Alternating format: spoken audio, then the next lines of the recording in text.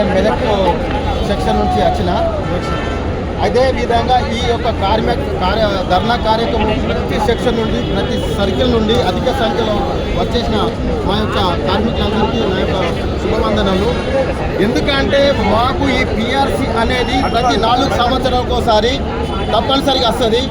ఇది ప్రభుత్వము లేకపోతే గవర్నమెంటు ఆలోచన చేసి మేము అడగక ముందే వాళ్ళు ఇస్తే చాలా బాగుంటుంది. మాకు ఇప్పటికీ ఏ ప్రభుత్వం మీద మా మేనేజ్మెంట్ మీద కోపం కాదు. ప్రతి 4 సంవత్సరాలకు మా పిఆర్సీ ఉంటుంది. ఆ పిఆర్సీ ఖచ్చితంగా రావాలి.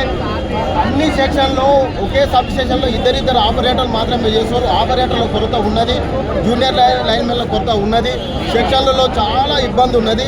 అంటే అది అన్ని రిక్రూట్మెంట్ కావాలంటే తప్పనిసరిగా మా యొక్క మేనేజ్మెంట్ ఆలోచన చేసి వాళ్ళకు కోరికలు సరి అయినాయని ఆలోచించి మాకు తప్పనిసరిగా మా యొక్క కోరికలు నెరవేరుస్తారని అనుకుంటున్నాము. అదేవిధంగా మా ప్రస్తుతంగా మీకు ప్రజలందరూ తెలియజేసేది ఏమనగా మేము 24 గంటలు కరెంటు నిరంతరం మేము పోకుండా ఇస్తున్నాము.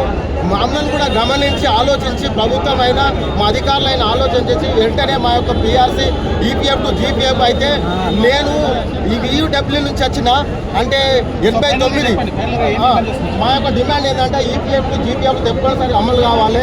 మా యొక్క ఎలక్ట్రిసిటీలో ఉన్నటువంటి కొరతలన్నీ నెరవేరిస్తే బాగుంటుంది. అదే తక్షణమే మాకు పిఆర్సీ కూడా ఇప్పగలరు. ప్రభుత్వం మీద ఎలాంటి ఎవరి మీద కోపం లేదు. దయచేసి మాకు ఖచ్చితంగా అన్ని కోరికలు ఉన్నాయి. ఆ కోరికలు మాత్రమే తప్పనిసరి నెరవేర్చాలని కోరుకుంటున్నాను.